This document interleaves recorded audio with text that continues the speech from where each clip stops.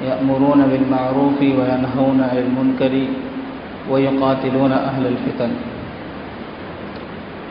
صدق الله العظيم وصدق رسوله النبي الكريم۔ مفتی رضی صاحب نے بہت کچھ کہہ دیا۔ اب یہ ذمہ دار آدمی ہیں، مرکز کے آدمی ہیں، سال لگے ہوئے آدمی ہیں، تو یہ جو کچھ کہہ سکتے ہیں وہ ہم نہیں کہہ سکتے، تو ان باتوں کو بھی دھیان میں رکھنے کی ضرورت ہے۔ اور یہ دین جو ہے نا قیامت تک کے لیے ہے، قیامت تک دین زندہ رہے گا۔ اب اس کو زندہ کرنے کے لیے جس طرح کی محنت کی ضرورت ہوگی وہ محنت قیامت تک کرنی ہے۔ قرآن کریم اللہ کی محفوظ کتاب ہے، بل وہ قرآن مجید فی لوح محفوظ، لوح محفوظ سے آئی ہے، لوح محفوظ میں اب بھی موجود ہے، محفوظ کتاب۔ تو جو آدمی قرآن کریم کی خدمت سے جڑے گا، یعنی کہ اس کے لفظ کی محنت ہو چاہے معنی کی محنت ہو، موٹے لفظوں میں یہ کہہ لیں آپ دین کی محنت ہے، دین محفوظ ہے۔ قرآن میں کیا ہے کہ دین ہے، جو اس سے جڑے گا وہ محفوظ رہے گا۔ تو جو زندگی چاہتا ہے صحیح معنی میں، زندہ رہنا چاہتا ہے صحیح معنی میں، وہ دین کو زندہ کرنے میں لگ جائے۔ جب وہ دین کو زندہ کرنے میں لگے گا وہ خود زندہ رہے گا۔ یہی وجہ ہے کہ ہمارے وہ اکابر، وہ بزرگ محدثین اور فقہا دنیا سے جانے کے بعد بھی ان کا ذکر تذکرہ ہمارے درمیان زندہ ہے۔ کسی کو گئے 1000 برس ہو گئے، کسی کو گئے 500 برس ہو گئے، لیکن ان کا ذکر تذکرہ اتنا زیادہ زندہ ہے، اتنا زندوں کو زندہ نہیں ہے۔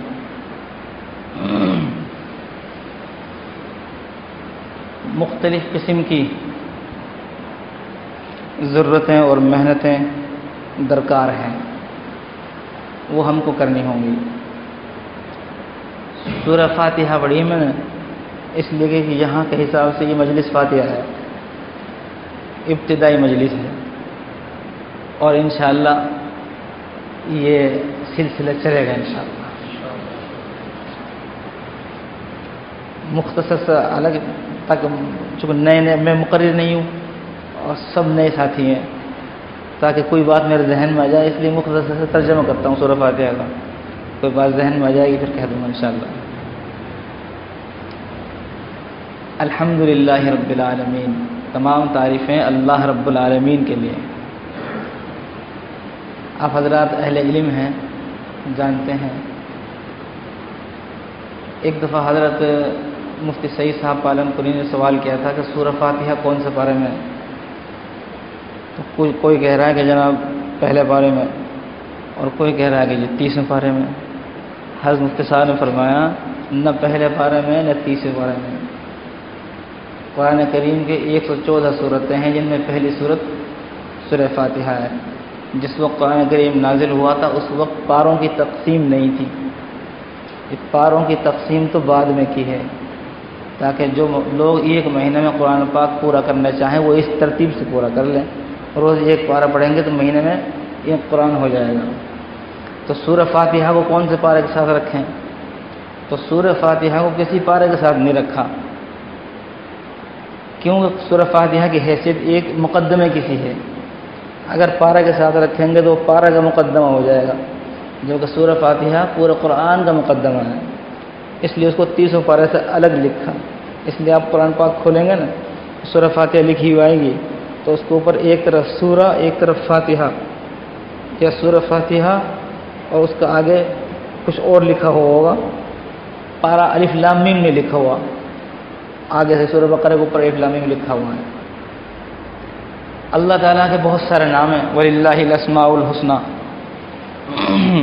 کتنے نام ہیں؟ اسماء حسنہ کتنے ہیں؟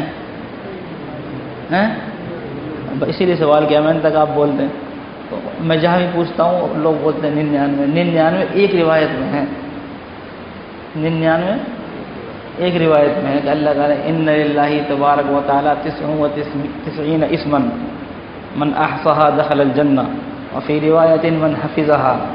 99 ایک روایت میں ہے، ایک ساتھ 99 گنوایا، تحدید نہیں ہے، حصر نہیں ہے کہ 99 ہی ہیں اور نہیں ہے. اللہ تعالیٰ کے بہت سارے نام ہیں، ایک روایت میں 99 جن کی فضیلت ہے کہ جو ان کو یاد کر لے گا وہ جنت میں داخل ہوگا. اس روایت اور فضیلت کے اعتبار سے 99 نام ہیں، ورنہ وللہ الاسماء الحسنی مطلق کہا قرآن میں، اسماء الحسنی بہت سارے ہیں. للہ رب العالمین میں جب رب العالمین اللہ تعالیٰ نے للہ کی صفت بیان کی، اپنے نام کی صفات ناموں میں سے ایک صفت نام بیان کیا، تو وہاں ان سارے ناموں میں سے رب کا ذکر کیا. وہ اس لیے کیا کہ رب جو ہے نا سارے صفاتی اسماء کا خلاصہ ہے. بہرحال الرحمن الرحیم بڑا مہربان ہے، نہایت رحم کرنے والا ہے. مالک یوم الدین یوم جزا روز جزا کا مالک ہے. جب معنی کو ذہن میں رکھ کر استحضار کے ساتھ پڑھتے ہیں نا مالک یوم الدین تو خوف طاری ہوتا ہے. قرآن پاک میں دوسری جگہ بھی ہے نا لمن الملک اليوم، قیامت کے دن اللہ تعالیٰ کہے گا بتاؤ آج کس کی بادشاہت ہے. اس دن سارے بادشاہوں کو چپی سادھنی پڑے گی اور کسی کی کوئی مجال نہیں ہوگی. تو مالک کے لفظ میں ظاہری اعتبار سے جلال ہے. مالک یوم الدین روز جزا کا مالک ہے. اللہ تعالیٰ جو ہے کہ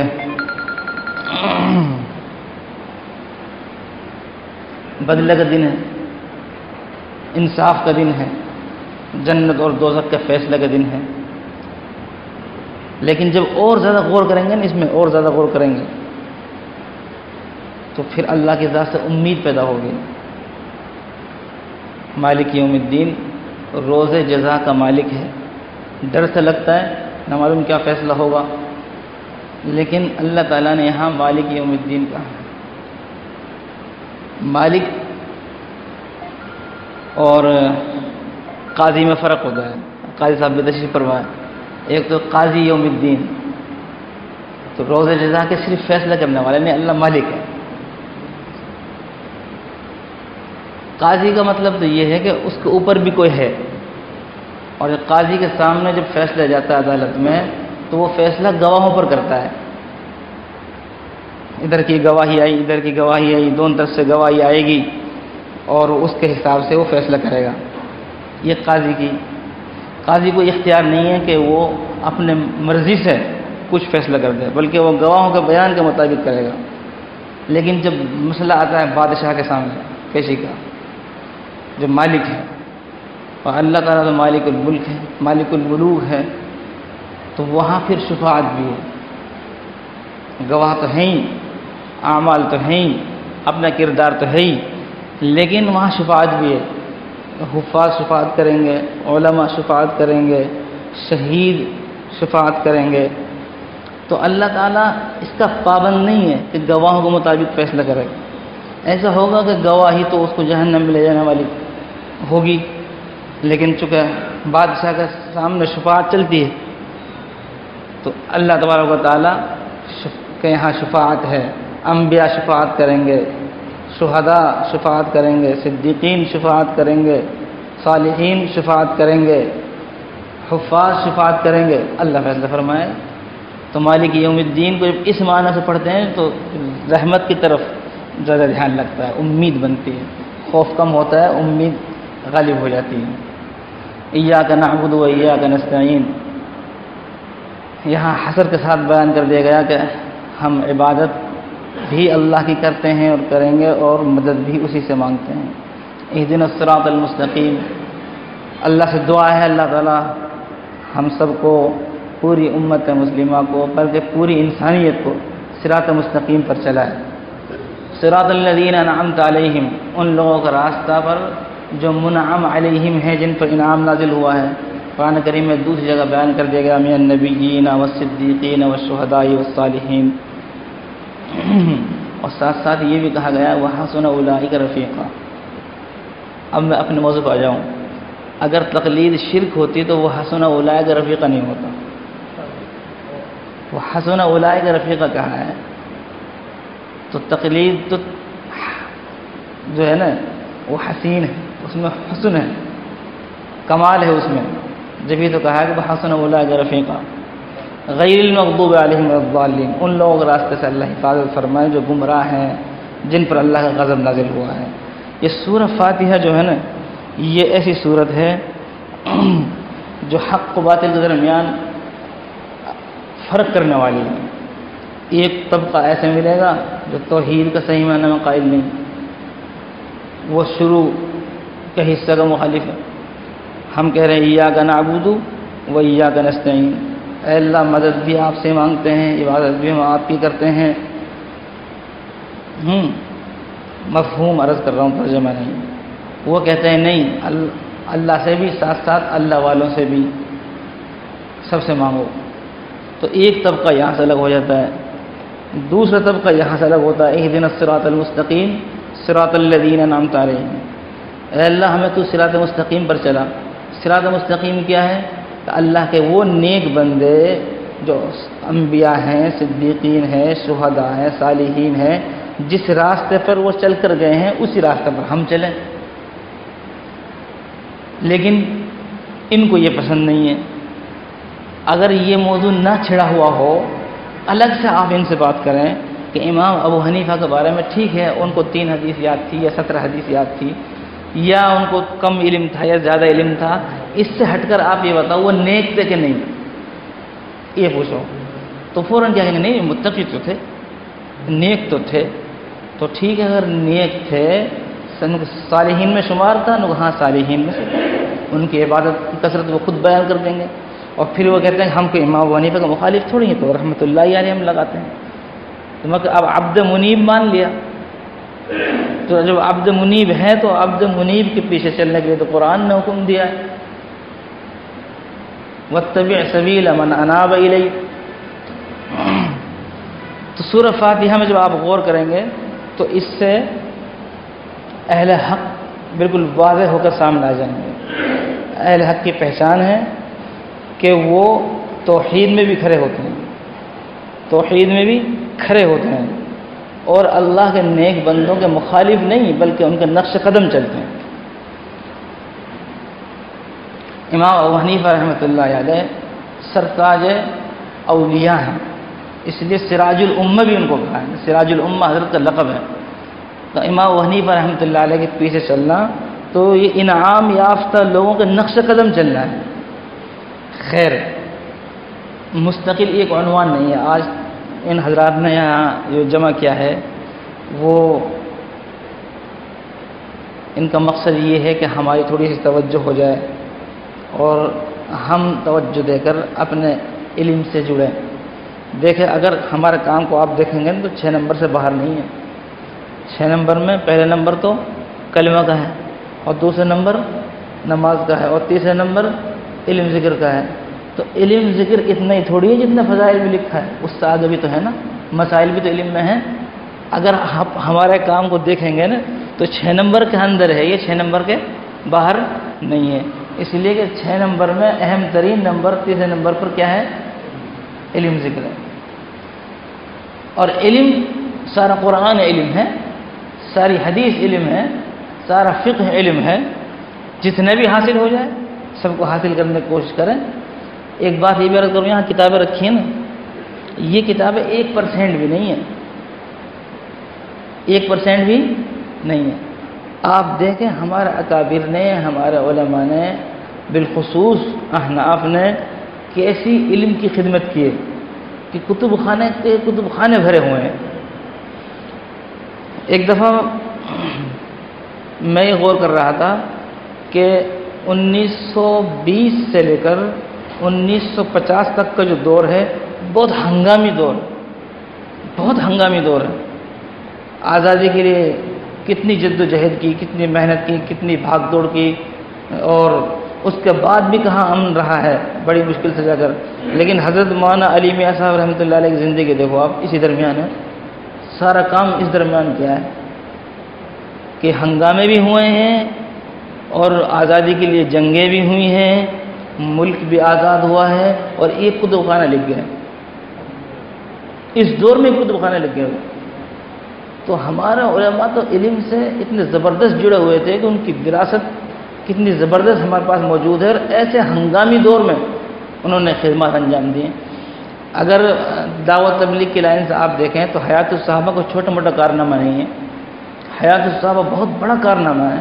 اور یہ تو وہ کارنامہ ہے جو حضرت جی رحمۃ اللہ علیہ کا ظاہر ہو گیا، ورنہ معانی الاحبار بھی لکھی حضرت نے، تو معانی الاثار کی شرح. وہ کون سے دور ہے؟ وہی ہنگامی دور ہے، اس دور میں لکھ گئے وہ. اگر ہم اپنے دور کو دیکھیں اس دور سے ملا کر تو آرام راحت کا دور ہے، پنکھ اور ایسی کا دور ہے، کھانے پینے کی ماشاءاللہ خوب جو ہے کہ بہتات ہے، کسی چیز کی کمی نہیں ہے. ہم سے پڑھا نہیں جا رہا. وہ لوگ اس دور میں لکھ گئے اور ہم سے پڑھا نہیں جا رہا. تو یہ جو حالات پیدا ہو رہے ہیں نا کہ اہل حق کے خلاف لوگ سازشیں کر رہے ہیں، اس میں خیر کے پہلو ہے. عسیٰ ان تکرہوا شیئا وہو خیر لکم، اس میں خیر کا بھی پہلو ہے. اگر یہ ہم کو نہ چھیڑیں قراءت خلف الامام کا دلائل اللہ، تو ہم کتاب نہ دیکھیں. اگر یہ لوگ ہم سے نہ چھیڑیں، یہ کہیں کہ جناب آمین کا زور سے کہنا آہستہ نہیں، تو یہ ہم کتاب نہ دیکھیں. تو ان کے جو اچھل پتھل جو ہے، ان کی جو شرارت جو ہے، اس میں بھی خیر کا پہلو ہے. اور خیر کا پہلو یہ کہ ہمیں ان کی اچھل پتھل دین کی طرف، دین کے اہم شعبہ علم کی طرف ہم کو متوجہ کر رہی ہے. کتابیں شکوہ کر رہی ہیں، ہمیں کوئی پڑھنے والا نہیں رہا. گھر کی بات ہے، اور حضرت صاحب تشریف فرما تو مجھے تکلف ہو رہا ہے، زیادہ بات نہیں کر پا رہا، لیکن اپنے گھر کی بات بتا رہا ہوں کہ ہماری والدہ نے ہمیں یہ بات بتائی کہ شیخ رحمۃ اللہ علیہ جب فضائل کی کتابیں لکھتے تھے تو بچوں کی بعض مرتبہ ڈیوٹی لگتی تھی، کوئی پنکھا چل رہا ہے، کوئی چراغ دکھا رہا ہے، لائٹ بھی نہیں. اور چونکہ ہماری والدہ اس وقت چھوٹی تھی تو ان کی بھی ڈیوٹی لگی کئی مرتبہ ایسی پنکھا چلنے کی اور جناب جو ہے کہ چراغ دکھانے کی. تو جس دور میں پنکھا بھی نہیں اور چراغ بھی نہیں، بجلی بھی نہیں، لوگ اس دور میں لکھ گئے. ہمارے پاس ایسے کے دور میں پڑھا نہیں جا رہا. تو یہ کتاب میں شکوہ کر رہے ہیں، لکھ امت علماء اور مجاہدین لکھ کر تو چلے گئے، ہم پڑھ کے نہیں گئے. میں تو یہ کہتا ہوں جس طرح آج مسجدوں میں پنکھا اور کولر اور فریج اور ایسی کا انتظام ہے نا، ایسے ہر مسجد میں ایک الماری ہونی چاہیے، ہر مسجد میں. اور ہمارا جو علم کا ذخیرہ ہے اس میں سے مخصوص کتابیں ہر مسجد میں ہونی چاہیے. یہ اب ہم تو سوچتے ہیں کہ بھئی ہمارا کام کم ہو رہا ہے اور جو مخالفین ہیں ان کا کام زیادہ ہو رہا ہے. یہ بھی غور کریں ہم کو کام زیادہ ہو کیوں رہا ہے. وہ اپنا مال مٹیریل بالکل سر عام بانٹ رہے ہیں، تقسیم کر رہے ہیں. اور آپ دیکھیں، سفر کریں کہیں بھی، بالخصوص سعودیہ میں مسجدوں میں وہ اپنی کتابوں کو رکھتے ہیں. ہر مسجد میں دیکھو آپ فتاوی ابن تیمیہ رکھیے، ہر مسجد میں دیکھو آپ فتح الباری رکھیے. ہمارے یہاں ایسے لوگ مل جائیں گے جن سے آپ یہ پوچھو گا آپ نے عمدۃ القاری دیکھی کبھی زندگی میں؟ وہ کہیں گے نہیں دیکھی. آپ کو ایسے لوگ مل جائیں گے جن سے آپ یہ پوچھو کہ بھئی فتح الباری دیکھی زندگی میں؟ نہیں دیکھی. چلو چھوڑو فتح الباری کو. ایسے لوگ مل جائیں گے جن سے آپ ہمارے ہندوستان کے علماء کی کتابوں کے بارے میں پوچھو، آپ نے معرفت القرآن دیکھی ہے نا؟ وہ نہیں دیکھی. ایسے لوگ مل جائیں گے.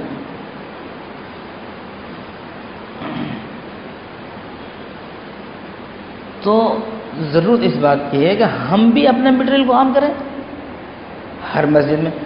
جب ہماری قوم میں، ہمارے طبقے میں اتنا مزاج آ گیا تو مسجد میں پیٹی رکھ رہا ہے، اگر اتنا مزاج بن گیا کہ پنکھا لگ رہا ہے. اگر ہم ائمہ حضرات اپنے قوم کے لوگوں سے کہیں بھئی ایک معرفت القرآن کا سیٹ منگا کر رکھ دے، کوئی منع کرے گا؟ کوئی منع نہیں کرے گا. آپ لوگوں سے کہیں کہ وہ کہیں بھئی ہمارے فلاں کا انتقال ہو گیا، عیسیٰ علیہ السلام کے نام پر چندہ زیادہ ہوتا ہے. اگر کوئی آدمی کہے کہ جی وہ ہمارے فلاں کا انتقال ہو گیا، مسجد میں ایک صف لا کے بچھانا چاہتا ہوں میں، آپ ان سے یہ کہہ دیں کہ مسجد میں صف مت لاؤ، معرفت حدیث لا کر رکھ دو. وہ نہیں رکھے گا؟ رکھے گا. تو کوئی نہیں پڑھے گا تو میں تو پڑھوں گا. تو ہمیں اپنے مٹیریل کو چھپانے کی نہیں، اور اس کو عام کرنے کی ضرورت ہے. جب اس کو عام کریں گے تو ہمارا کام ہوگا، ہم آگے بڑھیں گے. ہم سے مضبوط تھوڑی ہی ہیں. ان کے پاس تو کچھ بھی نہیں ہے. ان کے پاس کوئی ایک عالم ایسا نہیں ہے جس پر یہ سارے غیر مقلد متفق ہو جائیں. ایک نہیں. لے دے کہ ان کے یہاں ایک ہجڑا پیدا ہوا، یہودیوں نسل ابن سواسفت البانی، جن کے بارے میں لوگوں سے معلوم نہیں ہے. اب علامہ البانی سر پر رکھتے اٹھا کر پہاڑ. تو ان کو اگر یہ کہہ دو، وہ کیوں کہ اس کی کتابیں خوب شائع ہوئی ہیں نا. میرا تجزیہ ہے، آپ غور کریں، دنیا کے کسی بھی ملک میں اور کسی بھی شہر میں چلے جاؤ، آپ البانی کی کتاب مل جائے گی آپ کو. اس کو مرے ہوئے ایک لمبا عرصہ ہو گیا، اس کی کتابیں آج بھی چھپ رہی ہیں، اس کے نام پر کتب خانہ ہے. تو کیا اکیلا البانی تھا؟ اس کے ساتھ پوری ٹیم ہے. وہ تو چلا گیا، آدمی مر جاتا ہے، نظریہ نہیں مرتا. اس کا نظریہ اب بھی زندہ ہے، کتب خانہ زندہ ہے کتاب. اب لوگ مجھ سے کہتے ہیں، مجھ سے ایک ہمارے محترم مفتی صاحب انہوں نے مجھ سے کہا تھا البانی کے خلاف آپ کی زبان سخت ہے، آپ اس طرح کی کہتے ہو. میں نے کہا جو آدمی نبی کریم صلی اللہ علیہ وسلم کی احادیث کو غلط کہہ دے، تو ہمارا تو پہلے تعلق حضور سے ہے، ہم نے کلمہ میں حضور کا نام پڑھا ہے. کسی بھی مسلمان نے آج تک یہ کام نہیں کیا کہ نبی کریم صلی اللہ علیہ وسلم کی احادیث کے بارے میں یہ کہہ دے کہ یہ موضوع ہے. موضوع تو وہی ہے جو حدیث نہیں ہے. موضوع تو وہی ہے نا جو حدیث نہیں ہے. جو حدیث ہے وہ تو موضوع نہیں ہے. اگر حدیث کے ساتھ اس نے کیا کام کیا؟ صحیح ایک طرف ٹھیک یہ کام ہوتا ہے پہلے سے بہت اچھا، لیکن ضعیف احادیث کو موضوع کے ساتھ ملایا. کسی نے نہیں ملایا آج تک ضعیف احادیث کو موضوع کے ساتھ، اور اس نے ضعیف احادیث کو موضوع کے ساتھ ملا لیا. کیا مطلب؟ اس کے درجے میں ضعیف اور موضوع ایک ہے. اسی لیے لوگوں کا نظریہ کیا ہے ان کا؟ یہی ہے کہ ضعیف حدیث کو اس اعتبار سے ریجیکٹ کرتے ہیں جیسے یہ موضوع ہو، جبکہ وہ بھی حدیث ہے. خیر، لیکن جب ان کو پکڑو گا نا آپ، ٹھیک ہے جو البانی کا نظریہ ہے وہ آپ تسلیم کریں گے؟ ہاں تسلیم کریں گے. لے وہ تو قرات خلف الامام میں جہری نمازوں میں قائل نہیں ہے. وہاں لگ ہو جائے گا. کوئی بھی ایک عالم غیر مقلد کا اس پر سارے غیر مقلد جمع نہیں ہے. سارا تو بہت دور کی بات، آدھے بھی جمع نہیں ہے. آدھے تو بہت دور کی بات، آدھے سے آدھے جمع نہیں ہے. تو ایک غیر مقلد عالم ایسا نہیں ملے گا جس پر 25% غیر مقلد جمع ہو. تو خیر، وہ جو حدیث ہے نا اس میں نے یہ حضرت صاحب مشکات نے اس میں مشکات شریف میں بلایا اس کو، فَإِنَّهُ سَيَكُونُ فِي آخِرِ حاضر الْأُمَّةِ قَوْمٌ، اس امت میں آخر طبقے میں ایسے لوگ پیدا ہوں گے، لَهُمْ مِثْلُ أَجْرِ أَوَّلِهِمْ، کہ ان کو اجر ملے گا صحابہ کے برابر. جو صحابہ کا اجر ہے وہ ان کو ملے گا. پیدا کب ہوں گے؟ آخر میں ہوں گے، اور ان کا اجر صحابہ کے برابر ہوگا. کس بات پر؟ کس وجہ کیا ہے وہ فضیلت کی؟ کہ اس لیے کہ ان کی شان یہ ہے کہ یأمرون بالمعروف وینہون عن المنکر ویقاتلون اہل الفتن. امر بالمعروف کریں گے، نہیں عن المنکر کریں گے، اور اہل فتن سے مقاتلہ کریں گے، ان سے قتال کریں گے، ان سے جنگ کریں گے. ہمارے ماضی قریب کے حنفی علماء میں ملا علی قاری رحمۃ اللہ علیہ زبردست محدث اور فقیہ ہیں. انہوں نے مشکات شریف کی شرح لکھی ہے مرقات. اس میں حضرت نے اس کی شرح لکھی ہے کہ یقاتلون بأیدیہم والسنتہم، کہ قتال کا مطلب یہ نہیں کہ وہ جنگ تلوار سے ہی کریں گے، نہیں، زبان سے، یعنی کہ مطلب دلائل کے ذریعے سے، یعنی کہ دلائل کے ذریعے سے جو مقابلہ کریں گے اہل فتن سے، ان کی فضیلت اللہ کے نبی صلی اللہ علیہ وسلم نے بیان فرمائی ہے کہ صحابہ کے برابر ان کو اجر ملے گا. جو اجر اللہ کے یہاں صحابہ اکرام کو ملا کرتا تھا، جو جس مرتبے کی اور وزن کی نیکیاں صحابہ اکرام ہوا کرتی تھی، جو لوگ دلائل کے ذریعے سے اہل فتن سے مقابلہ کریں گے اللہ تعالیٰ ان کو وہی اجر دے گا. اور اہل فتن کی تشریح کی انہوں نے خوارج، روافض اور اہل بدعت، اور اس میں بغات کا بھی لفظ ہے، باغی، جو ملک کا باغی ہو ان سے کوئی مقابلہ کرے. خوارج، یہ خوارج میں تو آتے ہیں سارے کے سارے، یہ سارے غیر مقلدین خوارج میں آتے ہیں. اور ان کی شاخیں روافض سے ملی اور اہل بدعت بھی ہیں یہ۔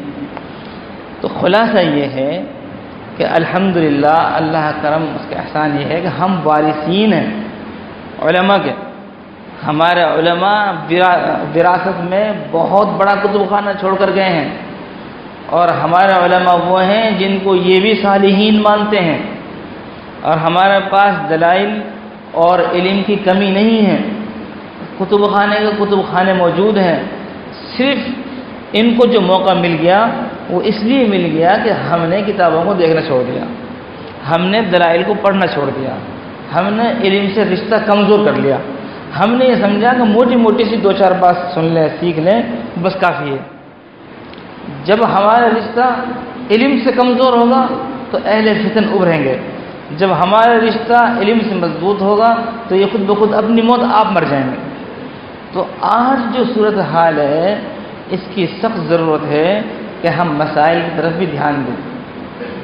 جو زبان مفتی صاحب نے استعمال کی میں وہ تو نہیں کر سکتا، میں مفتی صاحب سے کمزور ہوں، لیکن میں عرض کروں کہ آپ کو معلوم ہے کہ ہمارے ملک کا جو یہ بھگوا لوگ ہیں نا، بھگوا رنگ والے، انہوں نے جو کہ تقریباً 5-6 سال پہلے کی بات ہے، یہ مطالبہ کیا تھا قرآن شریف میں سے 23 آیتیں نکال دو۔ کیا تھا نا مطالبہ کہ اس میں کافروں کو مارنے کاٹنے کے لیے کہا ہے، لہٰذا قرآن پاک میں 23 آیتیں ایسی ہیں جو دہشت گردی سکھاتی ہیں، ان کو نکال دو۔ کسی کو کہنے سے بہرحال ہو تو تھوڑی کچھ، لیکن میں کہا کرتا ہوں جو آدمی یہ کہے نا کہ جی مسائل میں توڑے اور فضائل میں جوڑے، مسائل میں توڑے اور فضائل میں جوڑے، یہ ہمارے کسی بزرگ نے نہیں کہا کہ درمیان میں چلائیے کسی نے بات۔ اگر مسائل میں توڑ ہوتا حضرت مولانا یوسف صاحب رحمۃ اللہ علیہ امانی الاحبار لکھتے؟ بالکل نہیں لکھتے۔ ہمارے اکابرین میں سے کسی کا یہ قول نہیں ہے، کسی کا یہ ارشاد اور ملفوظ نہیں ہے، بیچ میں سے چلا دی کسی نے کہ بھائی مسائل میں توڑے اور فضائل میں جوڑے۔ یہ کیوں چلائی؟ یہ ایسے لوگوں نے چلائی جن کو دعوت تبلیغ کے نام پر کھانے کو ملتا ہے۔ اگر ان کو دعوت تبلیغ کے نام پر نہ جوڑے تو ان کو کھانے کو نہیں ملے، وہ اپنا الو سیدھا کرتے ہیں دعوت تبلیغ کے نام سے، ورنہ دعوت تبلیغ کا تو نمبر تیسرا علم ذکر ہے۔ کیا علم ذکر میں قرآن نہیں ہے؟ تو میں کہنا چاہ رہا ہوں قرآن علماء نے تقسیم کی آیات کی، بہت سے حضرات نے کہا کہ 1000 آیتوں میں مسائل بیان ہوئے۔ 1000 آیتوں میں کیا بیان ہوئے جی؟ 6666 میں سے 1000 آیتوں میں کیا بیان ہوا ہے؟ مسائل کا بیان ہوا ہے۔ اب جو آدمی یہ کہہ رہا ہے کہ فضائل میں جوڑے مسائل میں توڑے، وہ کیا کہہ رہا ہے؟ 1000 آیتوں میں توڑے۔ میں نے کہا RSS کے لوگ نے تو 23 آیت کے لیے کہا، تو 1000 آیت کے لیے کہہ رہا ہے۔ خیر کل ملا کر بات یہ ہے، ہمیں میں تو اصل میں وہ مجھ سے کہنے لگے تقلید کا مضمون آپ رکھ دیجئے، اور تقلید کا مضمون رکھنے کے لیے اب آپ رکھتے رہیے، خوب کرتے رہیے، کوئی ایک مضمون رکھیں گے تو پھر بات لمبی ہو جائے گی۔ تو آج تو یہ افتتاحی پروگرام ہے، اور اس کا مقصد کوئی گروہ بندی، اس کا مقصد کسی ایک نئی جماعت کو ابھارنا کچھ نہیں۔ ہمارے ہی بزرگوں نے، ہمارے اکابرین نے، ہمارے علماء نے جو دلائل کا ایک انبار لکھ کر جمع کر دیا، ہم اس سے جڑے۔ الحمدللہ ہم نمازی، الحمدللہ ہمارے یہاں علماء، حفاظ، مدرسے، مسجد، سب سے زیادہ ہماری، پھر ایک نتو خیرہ ہم کو ایک لفظ میں کیوں چپ کر رہا ہوں؟ تو میں جو رائے دینا چاہ رہا ہوں ان میں سے ایک رائے تو یہ ہے کہ چند کتابیں تو ایسی ہوں جن کا ہر شخص مطالعہ کرے۔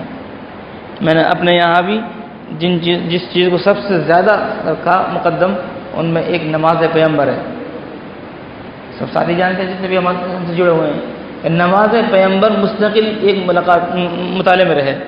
میں کہ جیسے ہمارے فضائل اعمال مطالعے میں ہے نا، اس سے زیادہ نماز پیغمبر مطالعے میں رہے۔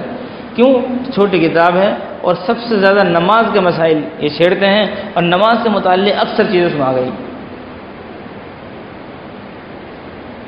ہمارا ایک فائدہ ہمیں یہ ہے کہ الحمدللہ کا ہمارا جو طبقہ ہے اس کا یقین مضبوط ہے، اس کو شرح صدر ہے۔ ان لوگوں کو یقین اتنا مضبوط نہیں ہے، ہمارا یقین اتنا مضبوط ہے، اتنا شرح صدر ہے، ہم اپنا یقین اور شرح صدر کی بنیاد پر اپنا آپ کو مطالعہ کا محتاج نہیں سمجھتے۔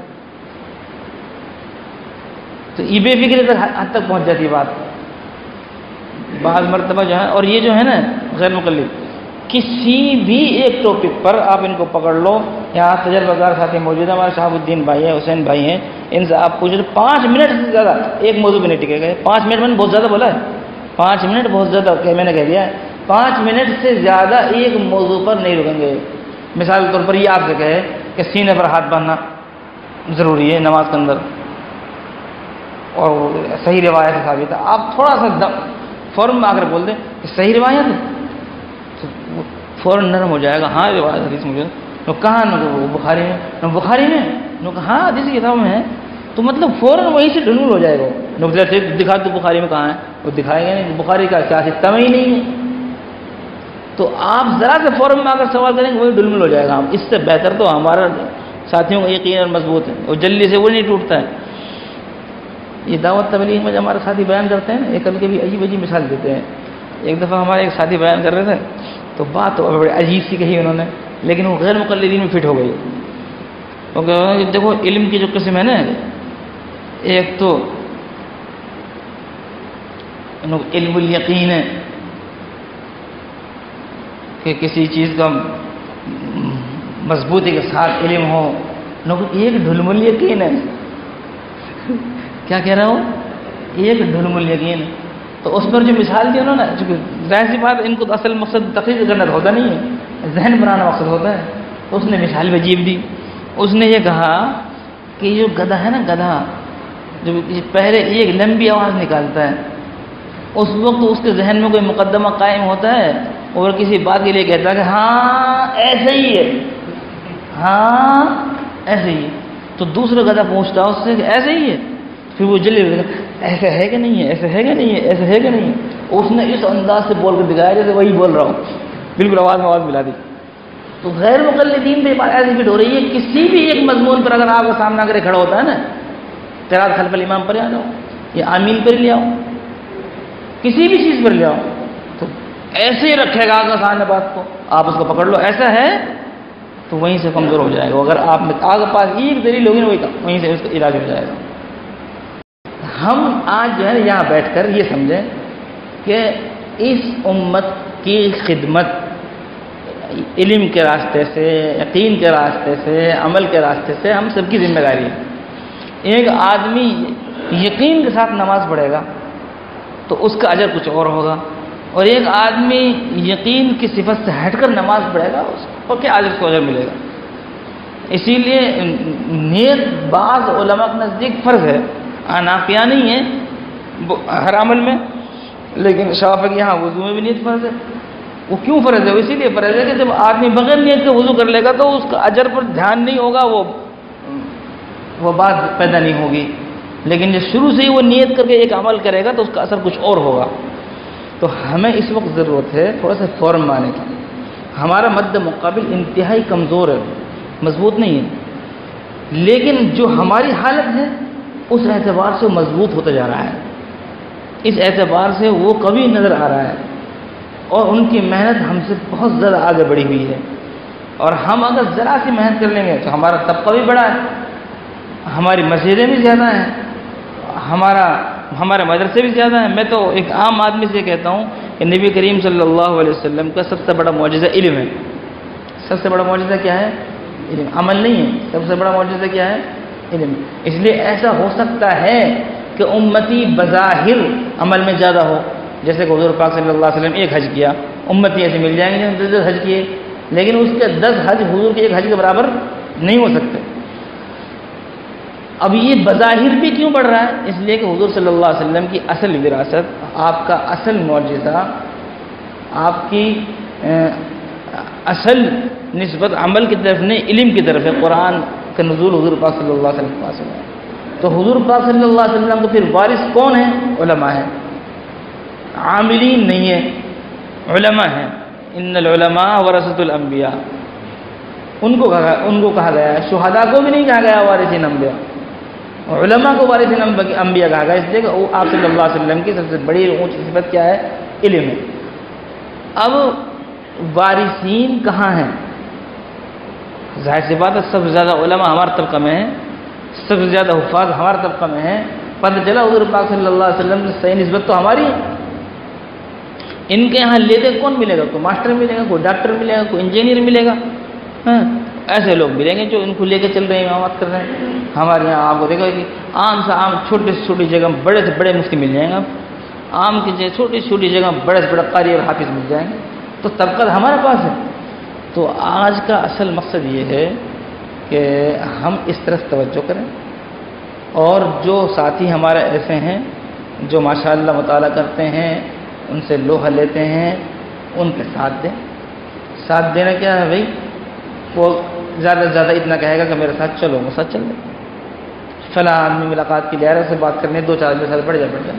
اب ایسے لوگ ہیں جو ہمارے یہاں مقامی اعتبار سے سب سے بھائی بھرکم آدمی رئیس بھائی ہیں بیٹھے ہیں، سب سے زیادہ مطلب مضبوط آدمی ہے.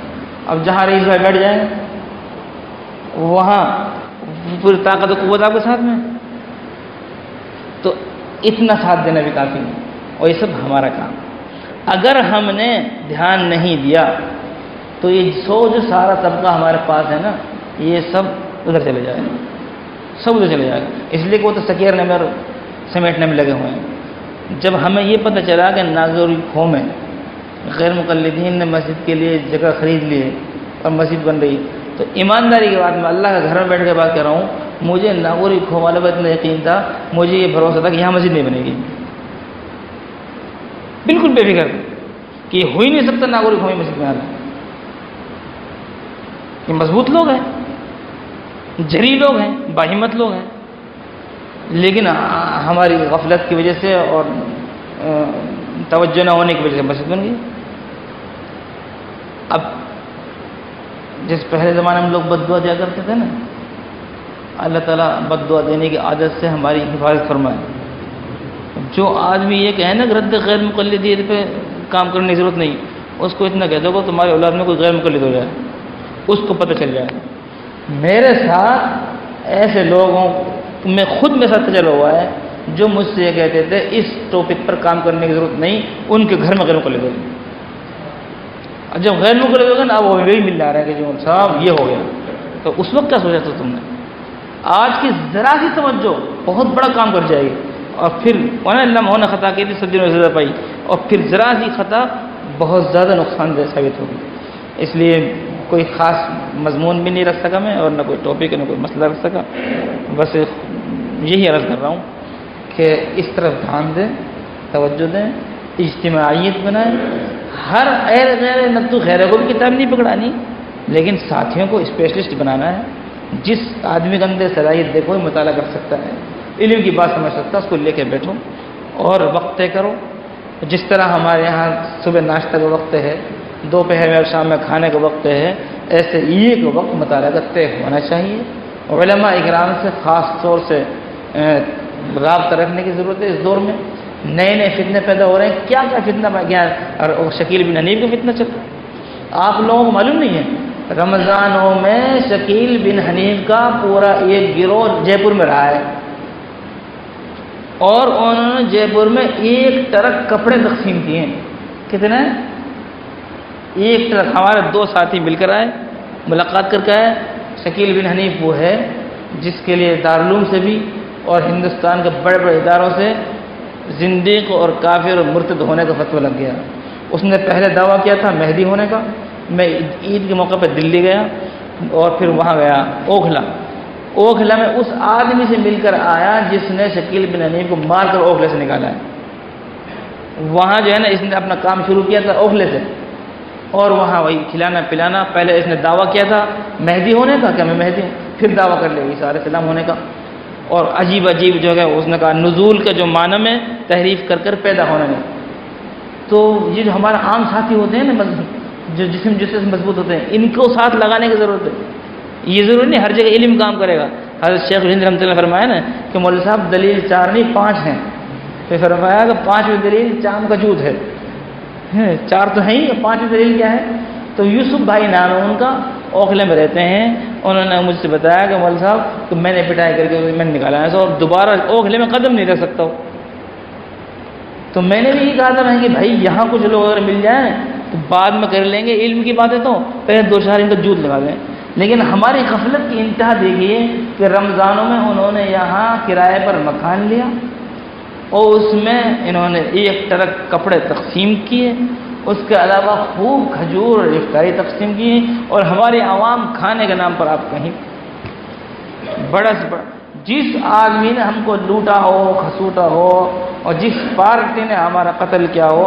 آپ کو میں ایک بات بتاؤں، جب یہ بابری مسجد ٹوٹی تھی، ملائم سنگھ کون تھا جی، ہے نا، نرسمہا راؤ تھا، اس نے 1 سال کے بعد دلی میں پارٹی رکھی، افطار پارٹی، اس میں دلی کے بے شمار مسلمان شریک تھے.